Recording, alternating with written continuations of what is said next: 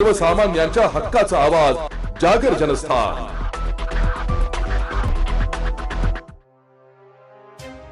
ही काही लोकसभा किंवा विधानसभेची निवडणूक नाही। आपल्याला आमदार किंवा खासदार निवडून द्यायचा नाही, तर आपल्या हक्काचा मदतीला धावून येणारा नगरसेवक निवडून द्यायचा आहे। योगेश निसाळ आणि मी 15 वर्षांपासून चळवळीत काम करीत आहोत, चांगले मित्रही आहोत। नगरसेवक झाल्यानंतर अजितदादा आणि भुजबळ साहेबांकडून निधी कसा आणता येईल याबाबत त्यांची PhD झाली आहे, असे स्पष्ट करून देत राष्ट्रवादीच्या अजित पवार गटाचे प्रवक्ते अमोल मिटकर यांनी राष्ट्रवादीच्या उमेदवारांच्या पाठीशी उभे राहण्याची साथ मतदारांना घातली आहे। रविवारी जेल रोड येथील भगवती लॉन्स येथे प्रभाग क्रमांक 18 मधील राष्ट्रवादीच्या उमेदवारांच्या प्रचारार्थ आयोजित सभेत ते बोलत होते। यावेळी व्यासपीठावर अन्न औषध प्रशासन मंत्री नरहरी झिरवाळ, माजी खासदार समीर भुजबळ हे उपस्थित होते। नामदार झिरवाळ म्हणाले की आम्ही वैरी कोणाचीच नाही, आम्ही सातबाई आहोत।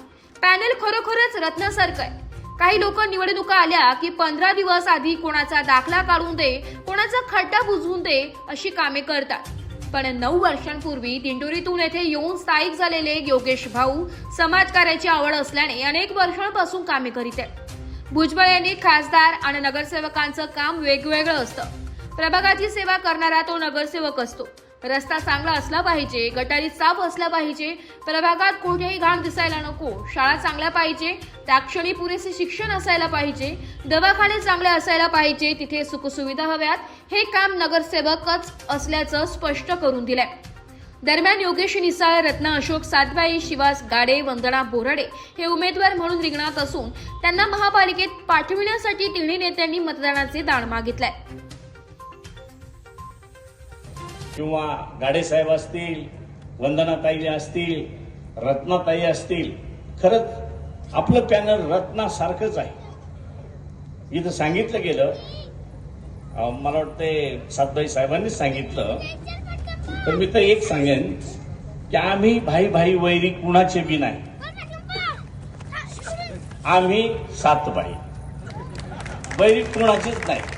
मी सगळ्यांना इथं बसले त्यांनाही विनंती करेल, पण जे बाहेर ऐकत असतील त्यांना सुद्धा मी विनंती करेल का आम्ही वैरी नाहीत, आम्ही सेवेकरी आहोत। का जे वंदनाताईंचं असेल, त्या नगरसेवक असताना साहेबांनी केलेलं कामकाज, आणि योगेश भाऊचं तर दिंडोरीचं मला खरंच नवल वाटतं। दिंडोरीतून येऊन आणि इथं बऱ्याच वेळा लोक काय करतात, इलेक्शन लागलं का 15 दिवस अगोदर कामकाज, मग याचा दाखला काढून दे, त्याची गटर पहाय, त्याचा खड्डा बुजव, हे काम करत असतात। कारण तेव्हाच समजतं का यांना पुढे उमेदवारी करायची आहे। पण योगेश भाऊंच्या डोक्यात ती हवाच नसेल, कारण मी इथं सार्वजनिक वाचनालयाचं मला वाटतं उद्घाटन करायला 4 वर्षापूर्वी आलं होतं। असा कोण माणूस आहे का 9 वर्षापासून, मग 9 वर्षापासून दिंडोरीतून त्यांच्या कुठल्या ना कुठल्या कारणाने या ठिकाणी आले, त्यांच्या डोक्यात काही इथं येऊन आणि त्यांनी नगरसेवक व्हावं असं त्यांचा पिंड नाहीये। ते दिंडोरीत राहून काम केलं असतं तर तिथेही जिल्हा परिषद सदस्य होऊन सभापती झाले असतात। पण नाही, इथं आले, काहीतरी करावं ही एक रक्तातच असल्यामुळे त्यांनी ती सुरुवात केली। मग त्या माध्यमातून तुम्हीच सगळे साक्षीदार आहात। आम्ही त्यांची कामं वाचण्याचं काही आम्हाला काम नाही, कारण आमच्यापेक्षा तुम्ही प्रॅक्टिकली त्याचा तुमचे काय लाभार्थी म्हणून किंवा लाभार्थी म्हणणार नाही, त्या सेवेचा मेवा निश्चितच आपल्या गोरगरीब जनतेला त्या ठिकाणी मिळालेला आहे, हे नाकारून चालणार नाही। आणि म्हणून या ठिकाणी सगळे उमेदवारांचा जर अभ्यास केला, विचार केला, जसं मला वाटते गाडेभाऊंचं, चांगल्या ठिकाणी ऑफिसर होईल माणूस, MPSC अभ्यास करता, बरोबर ना? तर MPSCचा अभ्यास करणारा चांगला जर जीव लावून अजून थोडं मनावर धरलं तर ह्याच महानगरपालिकेचे आयुक्त होऊ शकतात।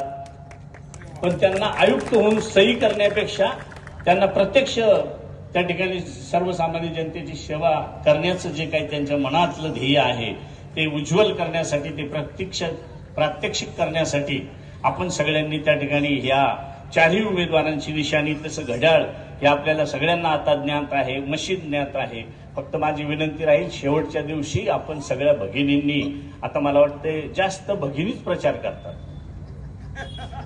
कुठेही पहा, मी नाशिकमध्ये पाहतो, नाही लाडक्या बहिणी जरी असल्या तर लाडक्या भावांना काही कमी नाही केलेलं, लाडक्या भावांना सुद्धा भरपूर दिले, त्याचे साक्षीदार आम्ही आहोतच ना. महत्वाचा, अतिशय महत्वाचा, का जेवढं आपण या 15 दिवसात 8 दिवसात जेवढं पळालो असेल त्याच्यापेक्षा काही पट थोडस जास्त कष्ट करून आणि एक मतदार कसा मतदान केंद्रापर्यंत येईल आणि त्या पद्धतीने जर केलं तर मला वाटतंय आपलं यश हे दूर नाही.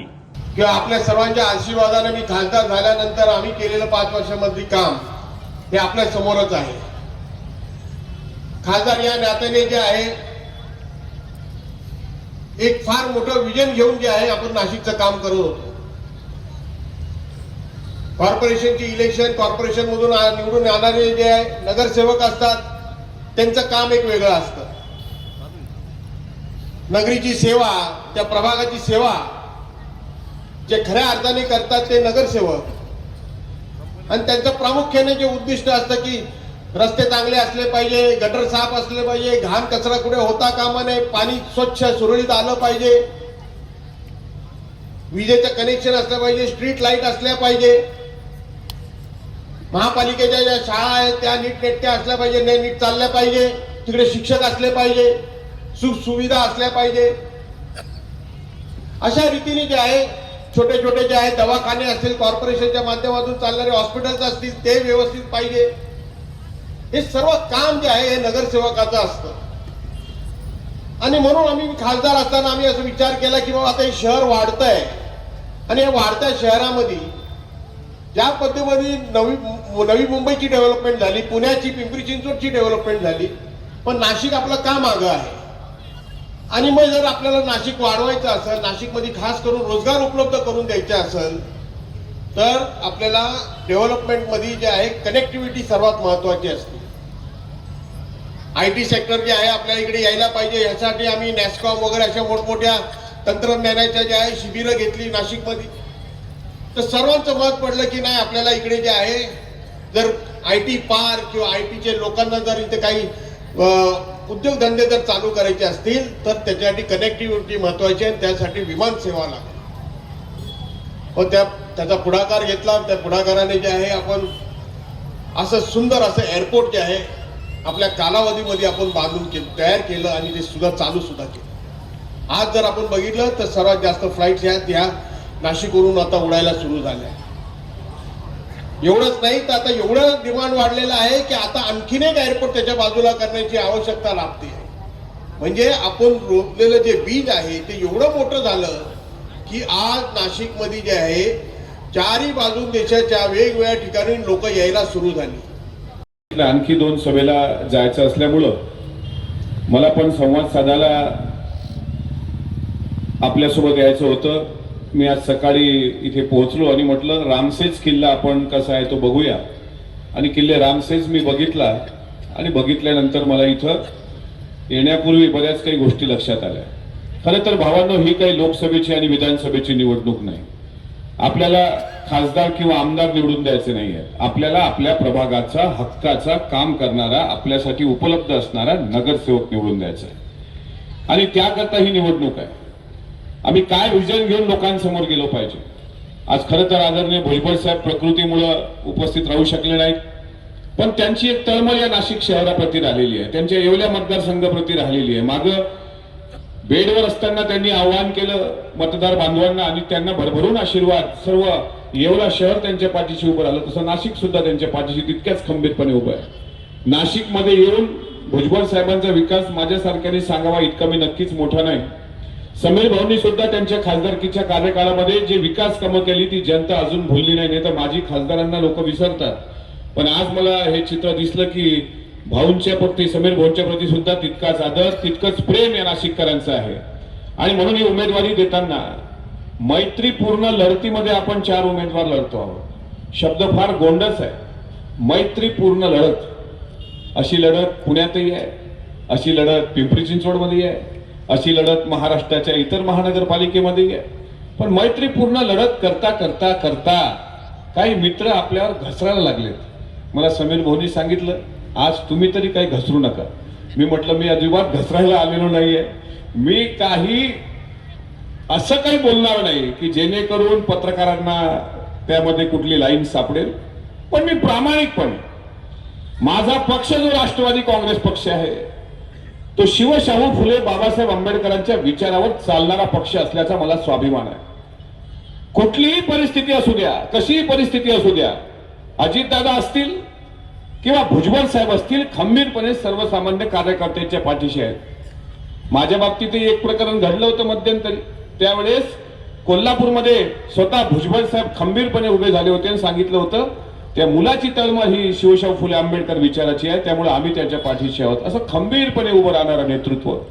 आणि राष्ट्रवादी काँग्रेस पक्षात गेल्या अनेक वर्षांपासून म्हणजे योगेश निसाळ आणि मी आम्ही चळवळीतले 15 वर्षापूर्वीपासूनची मित्र आहोत.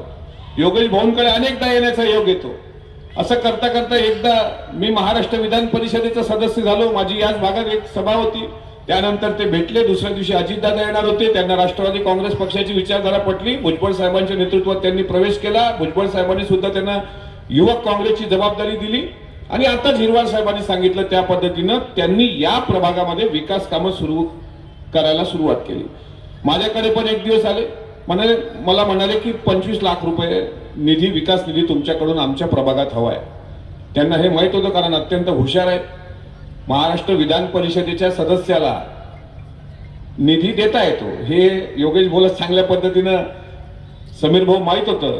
आणि अत्यंत हुशारीनं पाठपुरावा करून, फोन करून, रात्री मेसेज करून, चिकाटी कशी असते, चिवटपणा कसा असतो. रामसेठ 600 मावळ्यांनी अव्यक्त ठेवला, त्यातला एक मावळा महाराजांचा.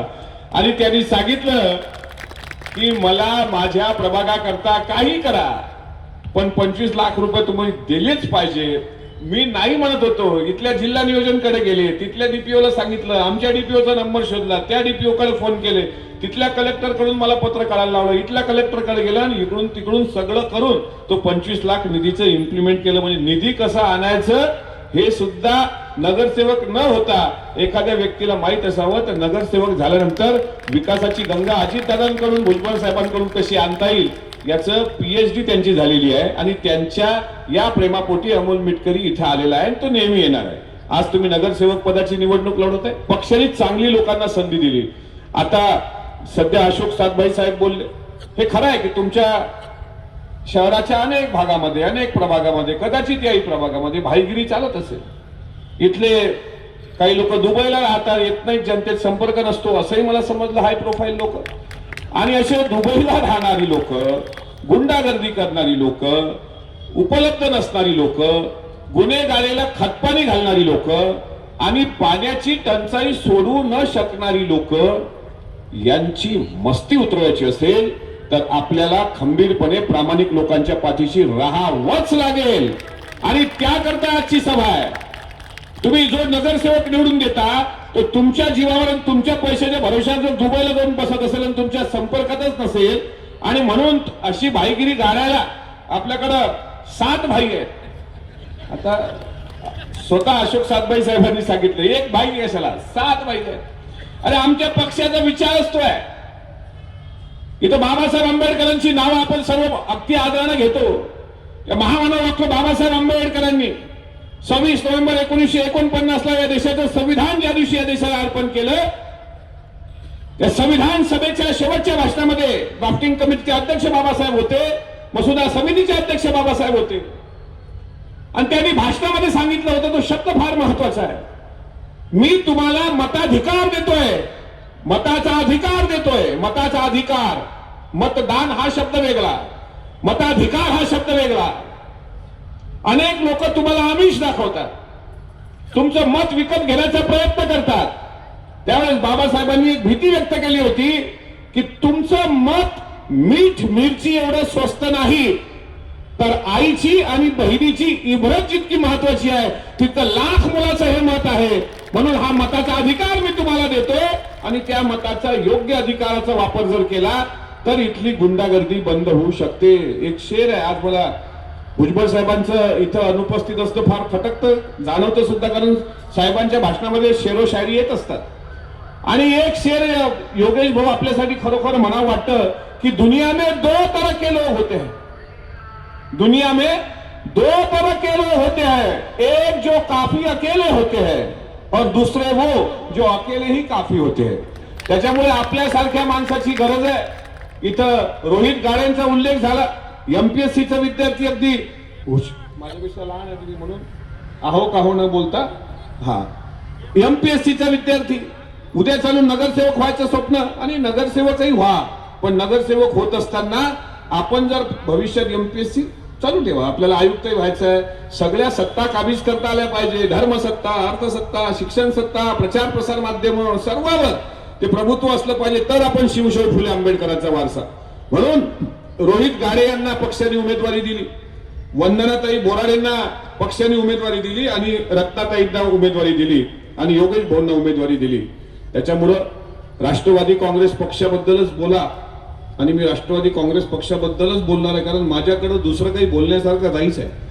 शायर हूं मैं, फर्ज है मेरा आईना दिखाना, मैं बैठकर लाशों पर गजल कह नहीं सकता.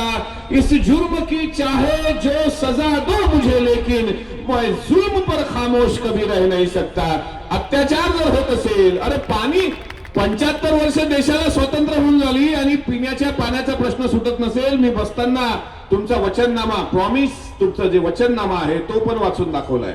म्हणजे दाखवतो, तुमच्याकडे आला असेल. मुबलक पाण्याची सोय या भागामध्ये, या प्रभागामध्ये करण्याचं काम प्रामाणिकपणे पदावर नसतानाही योगेश भाऊंनी केलं. शब्दावरती या ठिकाणी शिवा गाडे असेल, माझी पत्नी सौ रत्ना सातबाई असेल, आणि वंदनाताई बोराडे असेल, यांना विश्वास ठेवून या ठिकाणी उमेदवारी दिलेली आहे. मी जेव्हा 2012 ते 17 या कार्यकाळामध्ये नगरसेवक म्हणून होतो, समीर भाऊ विकास कसा करावा हे आम्ही तुमच्याकडून शिकलो. मी या ठिकाणी मुद्दामून एक गोष्ट सांगेन. मी खासदार हेमंत गोडसेंच्या प्रचार कार्याच्या उद्घाटन प्रसंगी बोलत होतो. त्या ठिकाणी सांगितलं की नाशिक जिल्हा आपला मागे का. समीर भाऊंनी ह्या जिल्ह्यामध्ये विकास कसा करावा हे सुरू केलं, आणि लोकांनी त्या ठिकाणी त्यांना थांबवलं. जर समीर भाऊंना कंटिन्यू 5 वर्ष मिळाले असते तर नाशिक जिल्ह्याचा विकास आणि नाशिक जिल्हा हा महाराष्ट्राच्या नकाशावरती 1 नंबरने दिसला असता. याचं सांगायचं कारण असं की लोक नवीन नवीन वस्तू शोधायला बघतात. समीर भाऊंच्या कार्यकाळामध्ये थोडासा विषयांतर आहे की संधी दिली. नाशिक महानगरपालिका कळायला नवख्या नगरसेवकाला 2 वर्ष लागतात. समीर भाऊ, तुम्ही तुमच्या 5 वर्षाच्या काळामध्ये लोकसभा तर जिंकली, पण नाशिक जिल्ह्याच्या कानाकोपऱ्यातले अनेक प्रश्न तुम्हाला माहित होते, ते सोडवण्याचा प्रामाणिक प्रयत्न तुम्ही या ठिकाणी केला. त्याचप्रमाणे मी 5 वर्ष काम करत असताना गंगेच्या गोदा घाटापासून गंगेचा गोदा घाट बनवला, रामकुंडासारखी दशकाविजेसाठी या ठिकाणी छत्री बनवली, वरती वामनदादा कर्डक स्मारक बनून पडलेलं होतं. माझ्या नगरसेवक निधीतून त्या ठिकाणी मी अभ्यासिकेचं फर्निचर केलं. आज त्या ठिकाणी शेकडो विद्यार्थी अभ्यास करताय आणि एमपीएससी यूपीएससीच्या परीक्षा पास होऊन त्या ठिकाणी नोकरीला लागतायत. माझी पंचची शाळा विद्यार्थी पट अतिशय चांगला, पण बसायला मुलांना जागा नव्हती. मी नगरसेवक झाल्यानंतर साधारणतः एप्रिल महिन्यामध्ये मी पत्र दिलं आणि वर्षभरामध्ये त्या ठिकाणी 11 खोल्यांची शाळा मी या ठिकाणी बांधली. आम्हाला तुम्हाला सांगायला आनंद होईल, महाराष्ट्र राज्याच्या शिक्षण खात्यातर्फे जो 2 वर्षापूर्वी पुरस्कार दिले गेले, त्या पुरस्कारामध्ये महाराष्ट्र राज्यामध्ये 3रा क्रमांक आणि नाशिक शहरामध्ये, नाशिक जिल्ह्यामध्ये माझ्या शाळेला 11 लाख रुपयाचं प्रथम पारितोषिक या ठिकाणी मिळालं. या ठिकाणी 12.5 एकर जागा उद्यानासाठी आरक्षित होती, परंतु अनेक नगरसेवक या ठिकाणी होऊन गेले, परंतु त्या ठिकाणी त्यांना या ठिकाणी उद्यान साकारता आलं नाही. मी नगरसेवक असताना अमृत उद्यान योजना या ठिकाणी आली. केंद्र सरकार 50%, नाशिक महानगरपालिका 25% आणि राज्य शासन 25% या माध्यमातून या ठिकाणी अमृत उद्यान या ठिकाणी साकारलं. आज 8.5 एकर जागा नाशिक महानगरपालिकेच्या ताब्यात आहे. त्या ठिकाणी सुंदर असं अमृत उद्यान या ठिकाणी साकारलं गेलेलं आहे. गेल्या 6 वर्षापासून या भागात जे रोडची लोकसंख्या लक्षात घेता एखाद्या व्यक्तीचं देहवासन झालं तर त्याला नदीपर्यंत न्यायला वैकुंठ रथ सुविधा सुद्धा या ठिकाणी उपलब्ध नव्हती. या भागात पहिल्यांदी आदरणीय भुजबळ साहेबांच्या वाढदिवसाच्या दिवशी आम्ही समीर भाऊंच्या हस्ते त्या वैकुंठ वाहिनीचं लोकार्पण केलं आणि अगदी कोरोना काळात सुद्धा ही सेवा अविरत सुरू होती. लोकांना त्याचा खूप ती सेवा कामी आली. त्यानंतर या प्रभागात शहरातलं खेडं म्हणावं की काय अशी परिस्थिती या ठिकाणी आहे, कारण अनेक भागात पाणी टंचाईने लोक ग्रासलेले. माझ्या लाडक्या बहिणींना पाण्यासाठी खूप त्रास होत होता. या माध्यमातून आम्ही 3 पाण्याचे टँकर दर उन्हाळ्यात उपलब्ध करून दिले आणि शेकडो पाण्याचे टँकर या ठिकाणी माता भगिनींची गैरसोय दूर करण्यासाठी आम्ही वाटले. आणि त्यानंतर बाकी अनेक गोष्टी असेल, ई श्रम कार्ड सुविधा असेल, धूर फवारणी असेल, कोरोना काळातील काम असेल, क्रांतीज्योती सावित्रीबाई वाचनालयाची स्थापना असेल, या माध्यमातून या प्रभागात सातत्याने 7-8-9 वर्ष काम केल्यानंतर कुठंतरी नागरिकांचा सूर उमटला की योगेश दादा आता समाजसेवेला जर तुम्हाला मोठ्या याच्यावर जायचं असेल तर समाजसेवेला राजकारणाची जोड लागते. आदरणीय राष्ट्रवादी काँग्रेस पार्टीच्या नेत्यांनी विश्वास दाखवून राष्ट्रवादी युवक काँग्रेसचं जिल्हाध्यक्ष हे महत्वाचं पद दिल्यानंतर या ठिकाणी नगरसेवक व्हावा अशी नागरिकांची इच्छा होती. त्या माध्यमातून हा पॅनल उभा राहिला. आम्हाला सर्व ज्येष्ठ श्रेष्ठ मतदारांनी नागरिकांनी गेल्या 15 दिवसापासून प्रचारात खूप सहकार्य केलं. मी सर्वांचे आभार मानतो आणि जाता जाता एवढंच सांगतो की आता 3-4 दिवस राहिलेले आहेत. अनेक आमिष आपल्याला दाखवले जातील, वेगवेगळ्या प्रकारचे प्रलोभने दिले जातील, परंतु 5 वर्ष आपण त्या प्रलोभनाला बळी पडून पस्तावण्यापेक्षा 5 मिनिटं विचार करून सर्वसामान्य घरातील कायम उपलब्ध असलेल्या उमेदवारांच्या नावाचे बटन दाबा ही विनंती करतो. आणि आपल्याला जनतेचा सेवक नगरसेवक निवडायचा आहे, नगराचा मालक निवडायचा नाही. हा विचार करून ज्यांची वृत्ती सेवा व्हावी अशा लोकांना आपण निवडून द्या ही विनंती करतो आणि थांबतो. यानंतर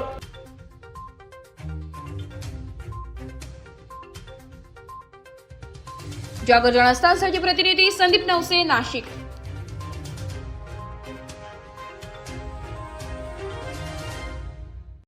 लावून बोटाला शाई, भक्कम होईल लोकशाही. नाशिक महानगरपालिका निवडणूक मध्ये अवश्य मतदान करा. मतदान गुरुवार दिनांक 15 जानेवारी 2024 रोजी सकाळी 7:30 ते सायंकाळी 5:30 पर्यंत. जबाबदार नागरिकत्वाची भूमिका बजावूया. कर मतदान सांगतंय संविधान. नाशिक महानगरपालिका सार्वत्रिक निवडणूक 2025-26. चला तर मग मतदान करूया. नाशिक महानगरपालिकेच्या वतीने जनहितार्थ प्रसारित.